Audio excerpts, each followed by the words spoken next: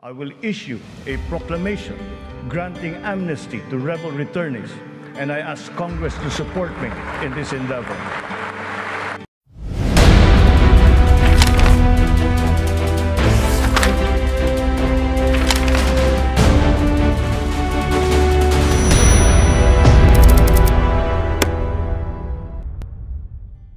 Noong April 27, 2023, ipinahayag ni dating AFP Chief of Staff General Andres Centino ang kanyang suporta sa pagkakaloob ng amnestiya sa mga former rebels ng New People's Army. Subalit noong July 26, 2023, tinanggihan ng Communist Party of the Philippines ang alok ng amnestiya para sa kanilang grupo. Ang amnestiya ay isang mahalagang hakbang na ginagawa ng ating pamahalaan na magbibigay ng kapatawaran sa mga individual na sangkot sa paghihimagsik at rebelyon laban sa ating gobyerno, at ang pangunahing layunin nito ay maipalaganap ang kapayapaan. Ito ay oportunidad para sa pagbabago at pagkakaisa para sa mga rebelde na magnanais sumuko at ibaba ang armas upang makapagbagong buhay. Ang CPP, NPA, NDF ay may pagkakataong baguhin ang kanilang pananaw at tahakin ang landas ng kapayapaan sa pamamagitan ng pagtanggap ng amnestiya. Ang pagkakataong ito ay hindi lamang makakatulong sa individual na mamamayan, ito ay magbubukas din ng mas maraming oportunidad at pag-unlad para sa ating bansa. Sa pagkakaisa at pagtutulungan, malalampasan natin ang mga hamon at magiging maunlad ang ating minamahal na bayan. Sama-sama nating tahakin ang landas ng kapayapaan at pag-unlad.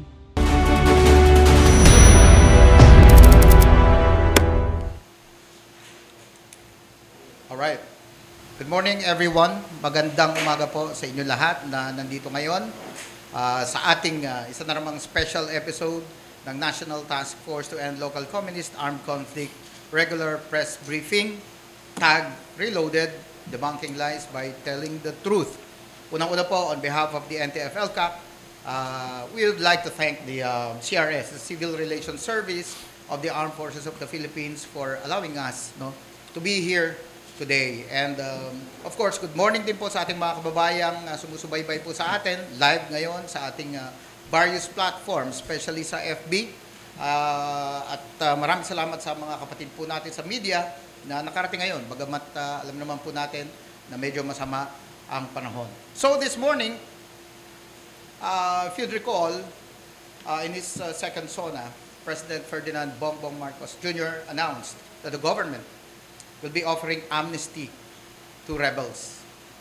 So amnesty is our topic for today, onward to unity, peace, and development. So amnesty, according to one of our principal guests here, it's a crowning glory, the crowning glory of our peace, reformation, and transformation efforts. And no less than the National Security Advisor, the Vice Chairman of NTF-ELCAC, Secretary Eduardo Año, described it as the missing ingredient in our final push to unity, peace, and development. So this morning, we have invited two very special guests to talk about this topic. And I'm sure marami pong mga katanungan sa atin ang matutugunan, masasagot ng ating pong mga panauhin. Especially mga tanong, ano ba yung mga covered ng mga cases ng amnesty na ito? Kailan? Ano ang iba pang mga detalye? So with no further ado, but first, I'd like to remind our friends in the media that you are entitled to a question and a follow-up during the open forum later on. Yung pong mga nasa social media na sumusubaybay sa atin, you may send us your queries through the chat box or direct po sa ating mga lines of communication. Alright, so with no further ado, I'd like to introduce our special guests this morning, led by no less than the Secretary of the Office of the Presidential Advisor on Peace, Reconciliation, and Unity, Secretary Carlito Charlie Galvez Jr. Sir, good morning, sir. And of course, with him is our Executive Director of the National Task Force and Local Communist Armed Conflict Secretariat, Undersecretary Ernesto Torres Jr. So, ladies and gentlemen, I bring to you Secretary Galvez, sir. Good morning to everyone, to my co-panelist, Yusek Ernesto Torres Jr. Jun. Yes, Magandang umaga sa iyo. Good morning, sir. And then to our friends from our media, members of the NTF-ELCAC, and also from UPAPRU, to our listeners and viewers, magandang umaga po sa inyo lahat.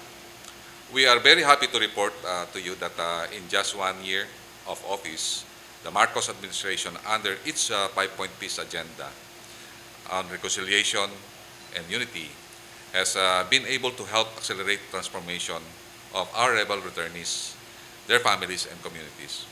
The Localized Peace Engagement, or the LPE, and its transformation program, which are anchored on the whole-of-nation approach, are proven to be among the most effective ways of addressing the challenges caused by the decades-long communist armed conflict.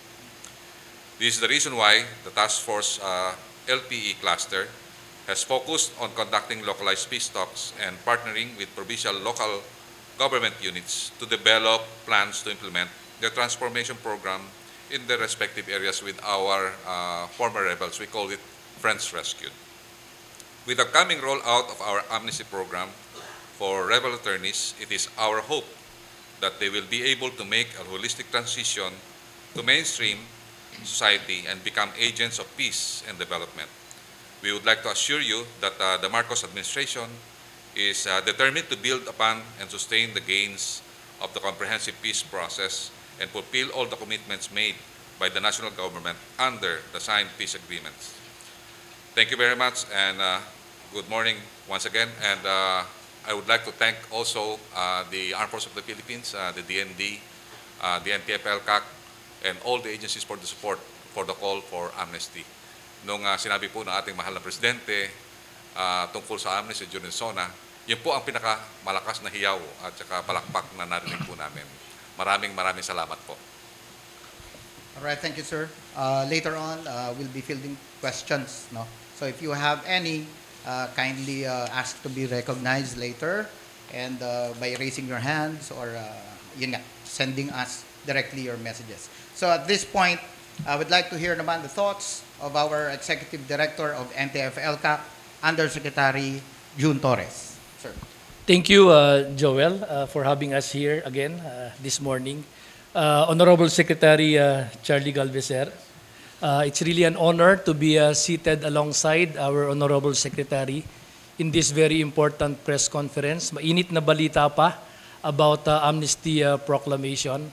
So I'm really glad to be invited here once again to give you information on why it is ripe to have the amnesty proclamation at this point in our campaign, in our counterinsurgency campaign. So I'll be sharing with you during the press conference some information that would relate to the public and will answer that question on why is it very timely and ripe to have this amnesty proclamation, so that we will have a vehicle that would lead us finally to the road to final victory. So once again, to our viewers, to our listeners, and to our media friends who are here with us physically this morning despite the not so favorable weather, thank you for joining us this morning, and we look forward to a meaningful press conference this morning. Thank you. Thank you, Undersecretary Torres. So now let's proceed to the open forum. Chino? Pakiano na lang yung mic.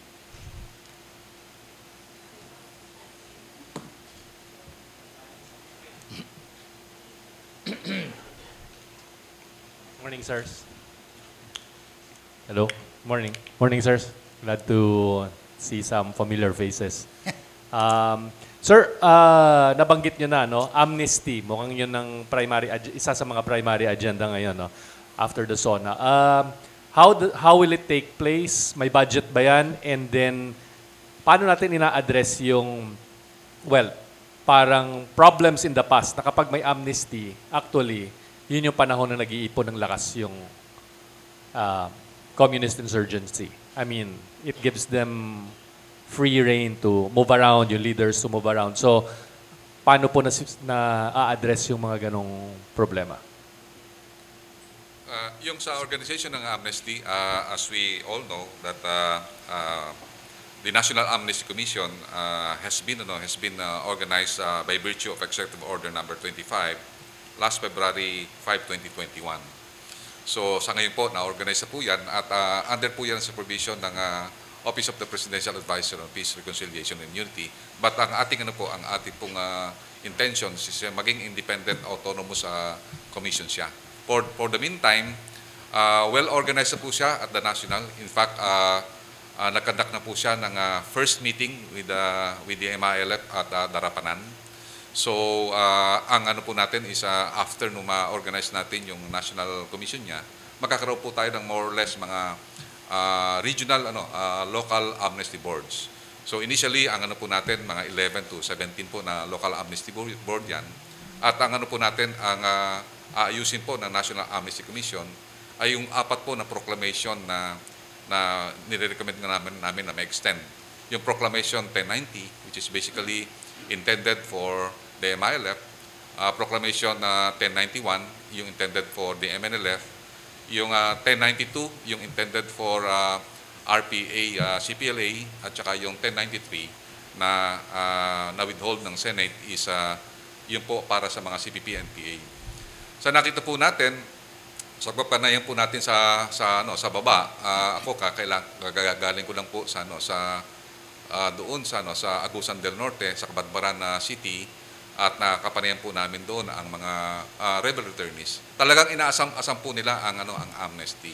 Dahil karamihan po sa kanila, yung ibang mga may kaso, parang nakita nila na hindi sila makalakad o makapunta sa mga gusto nilang puntahan dahil kasi natatakot sila na pwede silang hulihin ng pulis at saka ng ating mga law enforcement.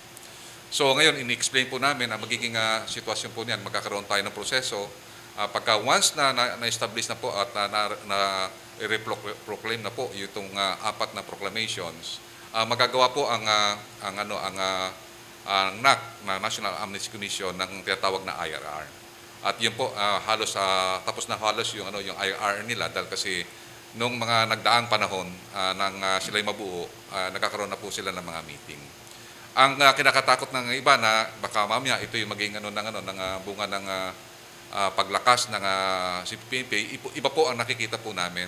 Ang nakita po namin yun, pagka nakita nila na sincere ang ating mahal ang ating gobyerno na magbigay ng tinatawag nating yung civil protection at tinatawag nating yung in regaining their political and civil protections, na yung kanilang mga political offenses will be extinguished through the amnesty.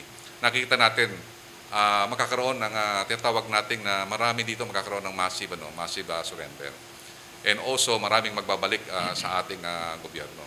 Sa ngayon po, para pa makakaalaman ng lahat, umaabot na sa more or less more than 27,000 or umabot na 30,000 na yung mga ibang mga affiliated at saka yung mga tinatawag nating mga members ng CPP-NPA na nasa PSR listing. Ibig sabihin yung nakasama sila sa mga listahan na talagang regular members ng CPP-NPA. Nakikita natin po na talagang dumadami yung mga nagsusurrender. At nakikita po natin na meron doon na mga mangilan-ngilan ang mayroong mga may kaso. At ang gagawin natin proseso ay yung napag-usapan namin ng National Amnesty Commission na while they are waiting for the amnesty, ipoprocess namin yung mga kaso. Yung mga kaso na nakita natin na walang ebidensya at saka talagang hindi siya active, pwede po natin pa-dismiss yan sa proseso ng legal. At the same time, yung mga tao na nag-a-apply ng amnesty, pwede po nating bigyan ng safe conduct pass. Sa ngayon po, meron po tayong 11 na MILF na member ng parliament at saka member ng mga base command na para makaikot-ikot po sila sa kanilang mga constituents, ay meron po tayong binibigay ang OPAPRO through the approval of the Chief PNP. Meron po tayong binibigay na safe conduct pass every month sa kanila po. And I'm signing it every 16th of the day of the month. Yun lang po at maybe we can also ask Yusek Torres for additional comment. Yes, sir. Thank you, Chino, for that question.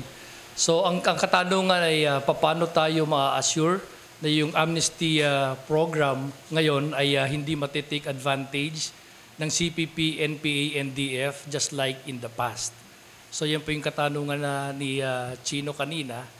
So it's worth mentioning that the government has never abandoned yung path towards peace through the years. Starting with the Cory administration, if you remember, we inked a final peace agreement with the CPLA, or Cordillera People's Liberation Army. And then during the time of Marcos administration, we were able to arrive at a final peace agreement with the MNLF in 1996. And then during the Estrada administration, again, a final peace agreement was inked between the government and the RPM, RPA, ABB. Ito yung revolusyonaryong partidong manggagawa, revolusyonaryong proletariat army, Alex Bongcayaw Brigade, no? Mainly nasa Central Western Visayas sila, in Central Visayas. And then the most recent one was during the time of the Duterte administration, 2018. We were able to ink the final peace agreement with the MILF.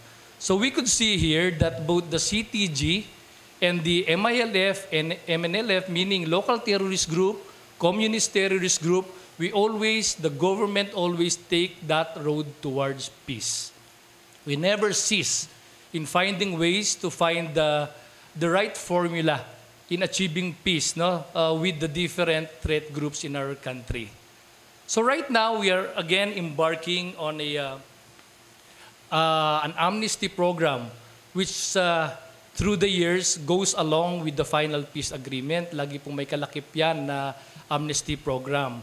But we need to learn from the lessons in the past with the CPP, NPA, NDF. We are learning from our experience back in 1992 when we had a prolonged peace agreement with them. Nationally orchestrated and negotiated peace agreement with a group of CPP, NPA outside, far away from our country. Hindi ba doon pinag-uusapan yung mga peace agreement?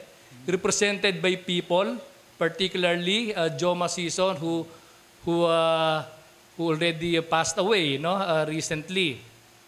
So we had that agreement with them to sit down and negotiate peace using that framework. And meron pa tayong JASIG, Joint Agreement on Security and Immunity Guarantee. So we have to learn from these experiences. JASIG, we freed a lot of political prisoners. Ano ginawa nila dati? Now, when the peace process was terminated, instead of going back to the prison as they had committed, instead what they did, they went back to the mountains and organized the CPP, NPA, NDF. So they became stronger. That was early 1990s. So that by 2000, they were as stronger as before. So we learned from this experience that we had in the past in dealing with them. That's why we are very fortunate that our local peace engagement under the NTF-ELCAC, headed by the OPAPRO, opted to have the localized peace agreement instead of the nationally orchestrated peace agreement. Localized peace engagement is very important because we get the participation of the local chief executives, the communities, and then they can easily reach out dun sa remaining rebels na nandun pa sa bundok.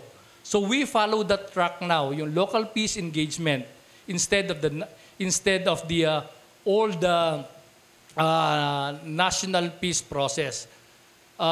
Our leaders have already made it clear to everybody that we will not follow that national peace framework as what we had before.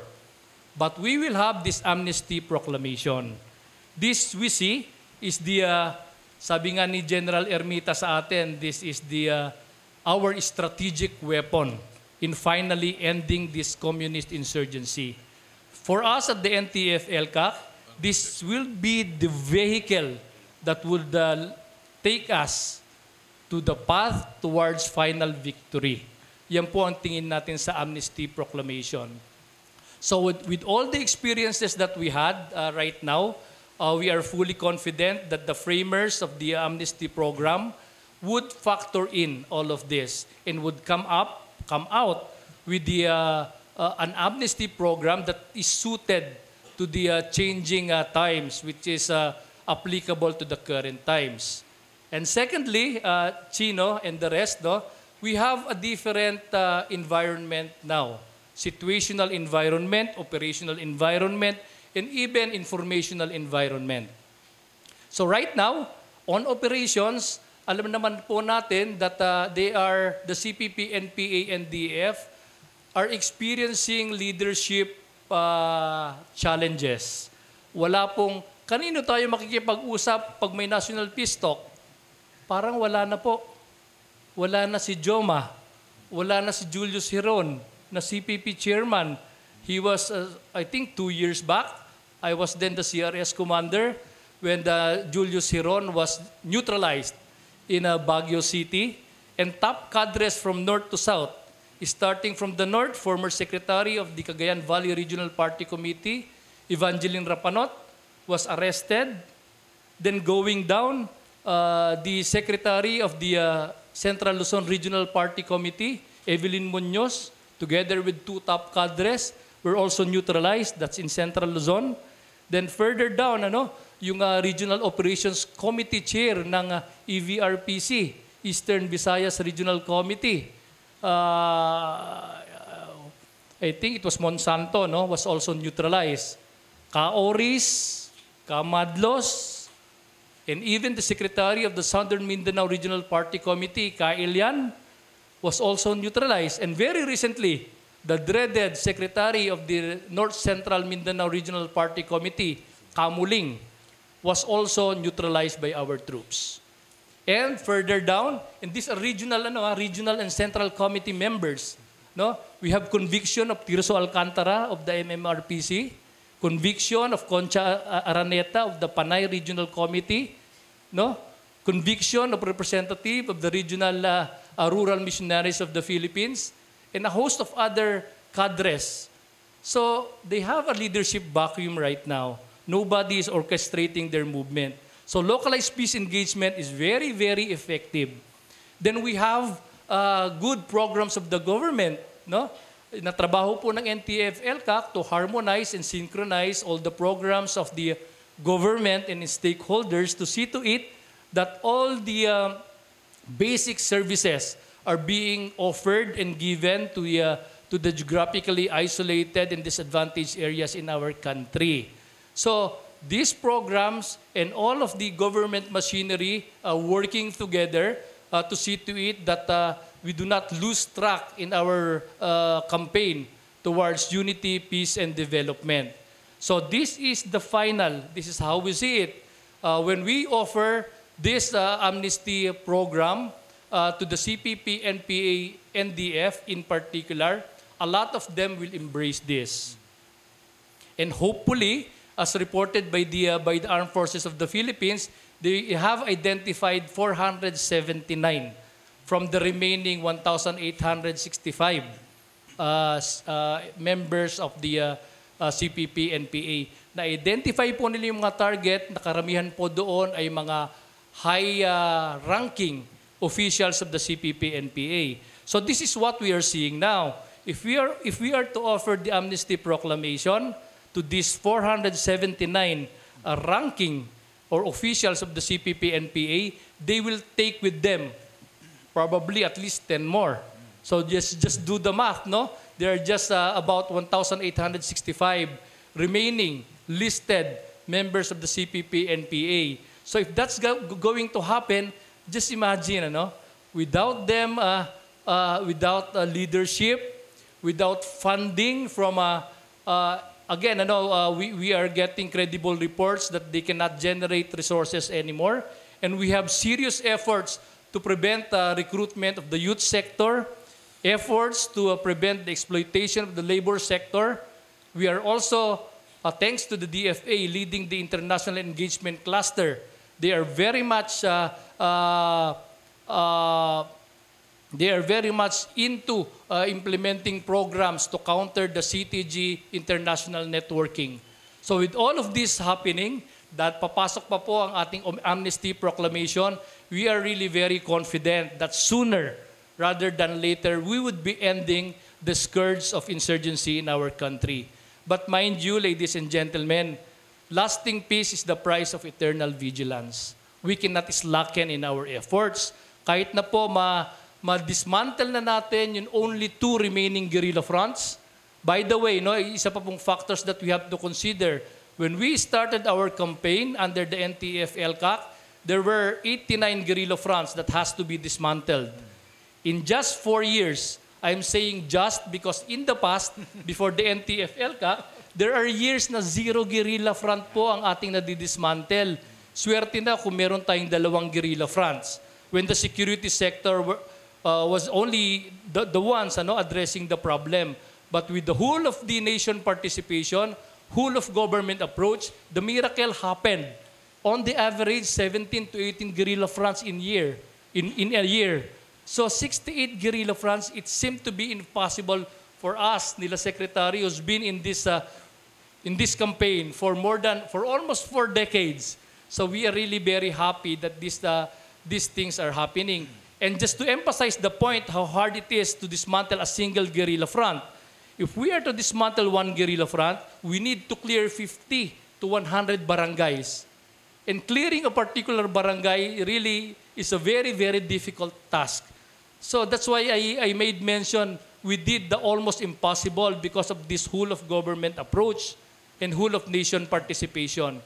So things are looking good, ladies and gentlemen, that with the amnesty proclamation, just like what the President said, we are seeing a light, a very bright light at the end of the tunnel in our insurgency campaign.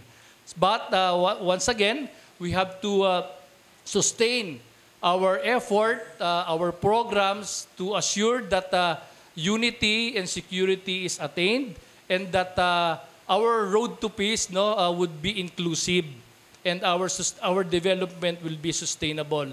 So nandito po kami, ahensya ng gobyerno, and with us, the National Secretariat of NTF-ELCAC, to continuously harmonize and synchronize the efforts of our government until we finally reach the end of our counterinsurgency campaign. Magfo-focus na lang po tayo sa Unity, Peace, and Development Program. So yun lang po at maraming salamat po for giving me this opportunity to answer the question of a good friend, Chino Gaston.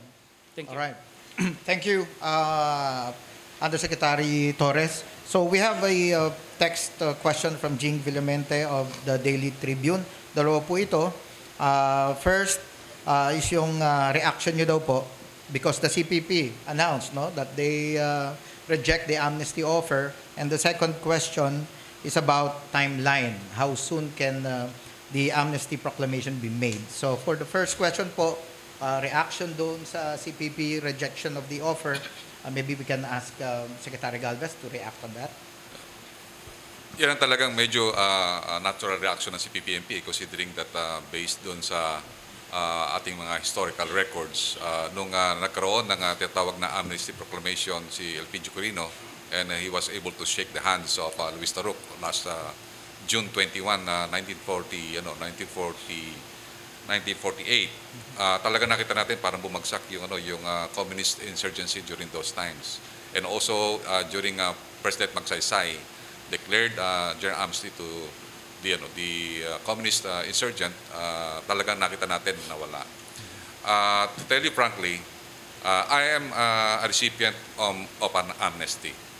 Alam natin nung panahon ng mga coup, kasama ako sa 1989 coup na nag-siege dito sa Makati City.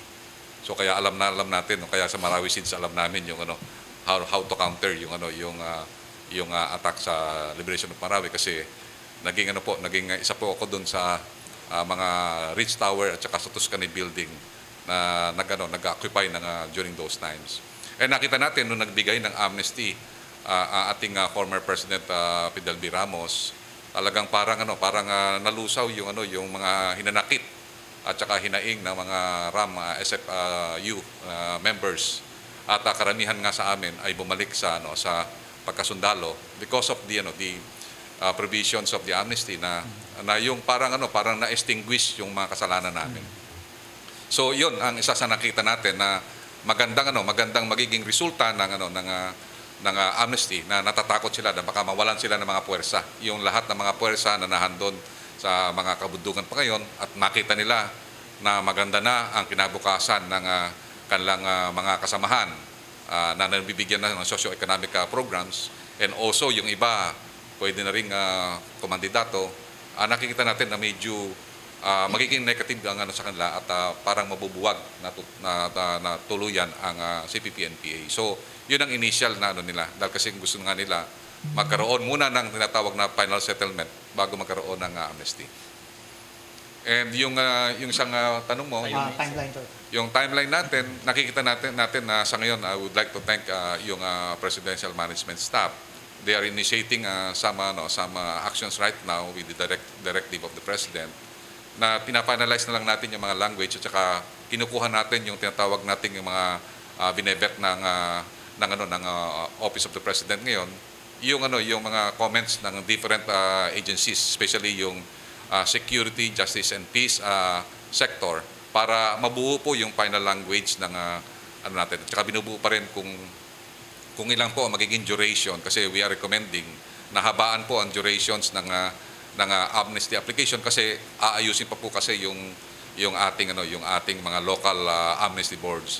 So yung timeline po natin dito most likely baka yung proclamation magkakaroon po tayo ng proclamation this coming August, and then immediately we will ask the Congress and the Senate to immediately ma-ratify po itong ma-concord po itong proclamation so that we can immediately implement yung tinatawag natin yung amnesty proclamations.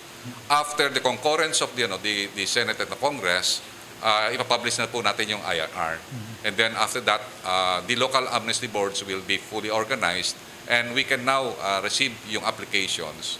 And also, maybe ang National Amnesty Commissions through our office will also send yung mga safe conduct passes para sa ating mga ating mga former rebels na mayroong mga kaso. So yung mga timeline po natin, ang po natin ay ngayong taon most likely yung organization ng NAC, and next year fully yung tinatawag nating yung tinatawag nating yung 2024 and 2025 hopefully ma-extend hanggang 2025 ay matapos natin po lahat yung tinatawag natin na mga applications ng MILF, MNLF, RPABB at saka itong Communist Party of the Philippines. All right, thank you, sir. Yusek Torres, about the projection by the CPP. Yeah, thank you.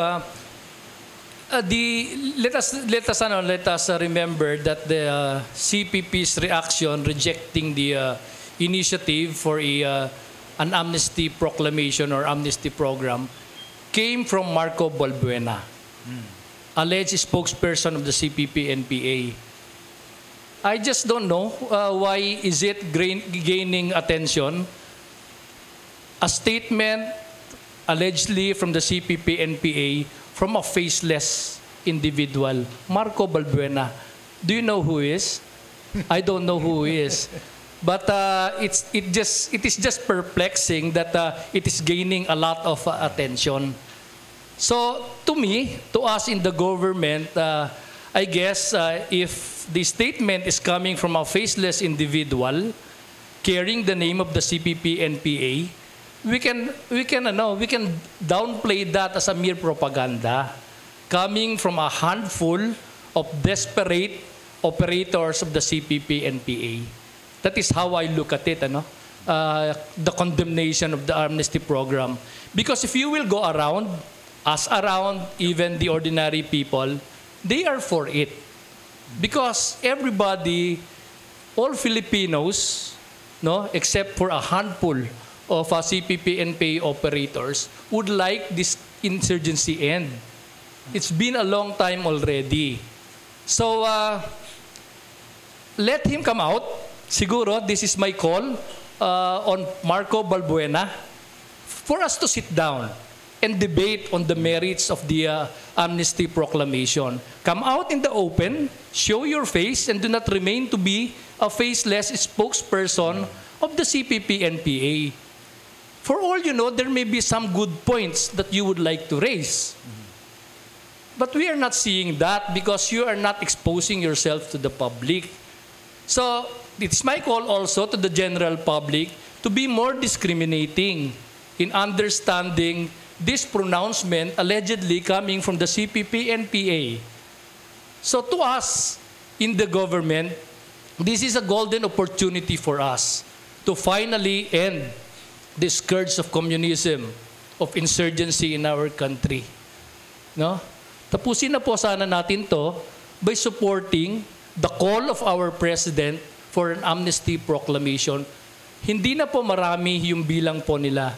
Right now, as we speak, 1,865 active members of the CPP-NPA. And we have the mechanisms already. We have the heart, the mind of the Filipino people to make it work so that we can already focus on more important things like the development of our country. We've been lagging behind in our region because of this prolonged insurgency in our country. So it is our call, no, as the executive, as the NTF LCAC representative, myself, no. It is our call to really support the government's program for amnesty proclamation. Give your inputs so that we can have a meaningful amnesty program for the remaining members of the CPP, NPA, and NDF. Now, for the timeline, so I agree with the Secretary Galvez that it has to undergo a comprehensive process so that we would not be missing anything. This is a golden opportunity for us, again, to finally put an end to insurgency in our country. But we cannot rush on this, no? We have, tayo po sa NTF LCAC, we have presented in the last May Executive Committee meeting a roadmap, no? And based from that roadmap that we are following, we are dedicating this year until next year into finally ending the armed component of the CPP, NPA, NDF.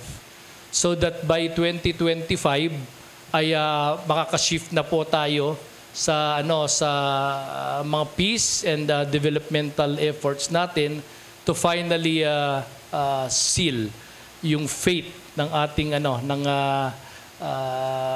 CPP, NPA para talagang mawala na po sila sa ating no. But again, eternal vigilance is the price of lasting peace. So even if they have already been neutralized, so to speak, no, we have to be always vigilant, no, because there will always be attempts, no, to revive their organization. But as it is right now, with two remaining active guerrilla fronts, no, one in Sorsogon, no, and one in Northern Samar, no, dalawa na lang po yan. I think we have a good chance that sooner rather than later we will be able to end the scourge of insurgency in our country. So yun lang po. Thank you. All right. Thank you, sir. Just to clarify, Yusek Torres, the debate, is that a challenge to the faceless phantom Marco Balbena to come out in the open? Yes, Joel, of course, we would like to hear from their side because who knows, there is something worth listening also. They can bring in something also to the general public so that we can craft the best, the best agreement that we can have to really take in those who are still out there, so that we can come up with a more comprehensive and more acceptable program to finally end the scourge of communist insurgency in our country. All right, thank you, sir. I think we can still give time for 2 more questions before we end. So do we have anybody from the audience?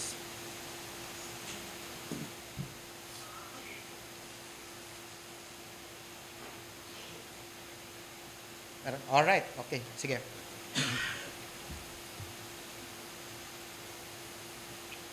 Sir, good morning. David Santos, sir, sa CNN Philippines. Sir, yung parameters lang, I know, sir, pag-uusapan po, sir, yung itong proclamation, sir, no, mga provisions nito. But ano yung mga parameters dito, sir, on who can apply? And then, siguro perhaps, since may background kayo, sir, sa MILF, amnesty naman, sir, magkakaroon din ba parang provision on transitional justice? Kasi syempre, sir, marami sa mga offenses or mga criminal acts na nakomit nitong mga rebels, nakapatay sila ng mga sundalo, nakapatay siguro ng mga civilians. Will these be considered, factored in sa in case mag-a-apply sila, sir, ng amnesty? And then paano ito, sir, natin i-reconcile ang lahat ng ito, sir, given that medyo, sabi nyo nga, comprehensive itong process. Yes. Thank you, sir. Doon naman sa lahat ng proclamations, nakalaki naman doon yung tinatawag nating those offenses being covered by the proclamations. Particularly kung yung tinatawag nating offense or crimes committed is related to the political struggle that they had. May mga exception tayo na yung mga hindi na pwedeng mako-cover sa amnesty, yung tinatawag nating yung under sa UN convention na hindi siya pwede ma-amnesty, which is basically yung sa genocide, yung tinatawag nating yung terroristic actions, and also yung tinatawag nating yung crime against humanity. So yung sa nakalagay naman dito sa atin na talagang very naman siya, na yung lahat ng rebellion and insurrection cases, conspiracy and proposal to commit rebellion, disloyalty of public officers or employees, inciting rebellion, sedition, conspiracy to commit sedition, inciting to sedition, illegal assembly, illegal association, direct assault, resistance and disobedience to person in authority, and all other offenses related to the political struggle, hindi po yun po makakasama po sa amnesty po natin. And what are the crimes not covered by the amnesty proclamation? Number 1 is yung kidnap or ransom, yung massacre, yung rape, other crimes committed against chastity as defined by the revised penal code as amended, and crimes committed for some personal ends. Ibig sabihin, talagang evaluate kung ito ba ay related sa personal gain niya or doon sa tinatawag nating sa revolutionary struggle nila. And also, yung violation ng Republic Act number 91665, yung grave violation of the Geneva Conventions, and those crimes identified by the United Nations that can never be amnestied. Pero ang nakikita naman natin, nakikipag-organize din tayo sa Colombian government. Tinitingnan din natin yung mga tinatawag natin yung mga flexibilities on how we will have yung amnesty. Kasi alam naman natin yung Colombia, they have initiated negotiations with the FARC. Alam natin yung FARC, kasama dyan pati yung drugs and also yung illegal terroristic activities. But the Colombian government saw that in granting amnesty and also granting yung tinatawag nating permissive yung judgment ng kanilang National Amnesty Commission, were able to gain tractions on the peaceful settlement of their revolutionary organizations. So tinitingnan po natin din yon para at least titingnan natin na we can have that flexibility. But as I have said, we are governed by justice and we are governed by the UN conventions. All right, thank you, sir. Yusek Torres, your take on the... Nothing more. Okay. So I think that will be the last question from our media friends here.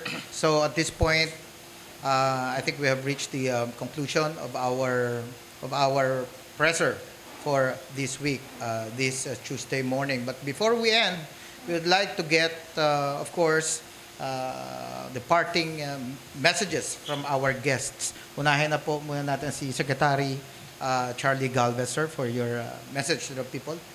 So we have seen the statement of the President that he will not waver on the peace process. And he also told out to our soldiers that our mission have now changed to become peacemakers. And we are so happy that talagang ang ating mahal na presidente nung sa SONA, he committed, he even said for announcements, including the BARM and also yung nangyayari sa atin sa peace process sa Mindanao. Nakita natin na nagiging positive yung natin. And this gained so much confidence to our peace partners, especially yung mga former rebels natin. Masaya sila when we go out and we communicated with them. We are going around to Mindanao and maybe also babalik kami dun sa Cotabato. And nakikita natin na tuwan-tuwa sila. For some announcement, we will be going to Cotabato City to witness the decommissioning of the remaining 1,300 of MILF combatants. This is some sort of a positive response of the MILF with the conviction of our president to the peace process. So nakikita natin ngayon na I can see that really the amnesty is what we call, sinasabi ng isang commissioner ng National Amnesty Commission, na the amnesty is the crowning jewel of the peace, reconciliation, and unity. Because without amnesty, yung reconciliation and healing cannot cannot prosper. So with that, nakikita ko na yun nga, nag-uusap kami lagi ni June, ni Yusek Torres, na yung National Task Force ELCAC at saka yung OPAPRU will be coming together with a joint actions and also joint programs, so that we can see that the local peace engagement will prosper, and also we can see that our former rebels will be transformed into combatants, from combatant to peaceful and loving productive citizens, and we will transform them in a productive member of the society, and in the future we can see that some of them will also freely to have exercise their political rights. For the information of everybody, meron kaming mga rebel returnees ng Abu Siap. Ano na po siya, barangay captain na po sa Basilan. Nakikita natin ng isang pinaka-product ng peace process, si Congressman Paduano. Si Congressman Paduano po ay member po ng RPA-ABB, at ngayon siya na po ay isang congressman na tumutulong na po sa amin dito sa Aklan at saka sa Negros. There are many success stories ng peace process, and we are very confident na nag-start ang ating peace process 1976 with the signing of the Tripoli Agreement with Marcos at the senior administration. And we are very hopeful before the end of the administration of the President Marcos, we will end all conflicts. We will end all insurgencies. So yung National Task Force ELCAC, we will make sure that the mission of it to end all conflicts will succeed in the future. All right. Thank you, Secretary Galvez. And of course, our second guest, of course, Yusek Jun Torres, sir, for your final message. Thank you, Joel, for having us this morning. There is just one significant announcement that I would like to make. The President has approved already the appointment of accords. These are cabinet officers for regional development and security. They are the ones heading the different regions. Bali, pinagsama po na RPOC, or Regional Peace and Order Council, at saka regional development councils, no? Yeah. Yung pinagsamang yon, ang head nila is a cabinet officer, mainly tasked to help out in our counter-insurgency campaign. No? If I may announce the approved cabinet secretary in different region. For NCR, it's Secretary Maria Susana Tuts Ople of DMW.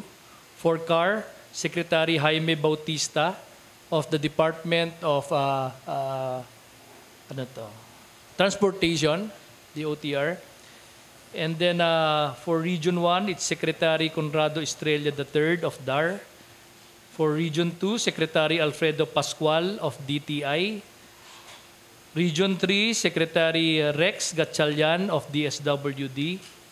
Region 4A, Secretary Jesus Crispin Rimulya of DOJ. For Region 4B, Secretary Ivan Jan Uy of DICT. For Region 5, the Cords is Secretary Bienvenido Laguesma of DOLE. For Region 6, Secretary Rafael Perpetuo Lotilla of DOE. And for Region 7, it's Secretary Maria Esperanza Cristina Frasco of DOT. For Region 8, Secretary Benhar Abalos Jr. of DILG. And for Region 9, Secretary Manuel Bonoan of DPWH. And for Region 10, Secretary Jose Jerry Rizalino Acuzar of Department of Human Settlement and Urban Development. And Region 11, it's Secretary Leo Tereso Magno of the Office of the President for Mindanao Affairs. And then for Region 12, it's Secretary Maria Antonia Tony Yulo Loizaga of DENR. And for Region 13, it's still Secretary Allen Capuyan of NCIP. And for BARM, of course, it's Secretary Carlito Galvez of OPAPRO. Sila po yung baling nag-harmonize ng mga efforts ng Regional Peace and Order Council and Regional Development Council in every region for the purpose of really ending insurgency in our country. So with that, as a closing remark, thank you for giving us this opportunity to discuss with you a lot of important things that we need to put out in the public. Thank you for this opportunity. Thank you for TAG. All of this we are doing para tayo magkaroon tayo ng kapayapaan, kaligtasan at kaunlaran at magkaroon ng isang matatag, maginhawa at panatag na buhay para sa bawat pamilyang Pilipino. So, yun lamang po. Thank you once again for this opportunity that you have given to us this morning. Thank you. All right. Thank you very much po to our guests. Secretary Carlito Galvez Jr. From the Office of the Presidential Advisor on Peace, Reconciliation, and Unity. And of course, Undersecretary Ernesto Torres Jr., the Executive Director of Anti-FLCAC. So maraming salamat din po, of course, again, sa CRS-AFP for allowing us to hold the episode here. And of course, Radio TV Malacanang, maraming po salamat. And to our friends from the media who physically joined us today, who braved the rains and baha all over. Maraming po salamat sa inyo. Please join us again next week for another special episode of Tagged, Reloaded, Debunking Lies by Telling the Truth. Again, good morning po sa inyo lahat. Salamat. Thank you.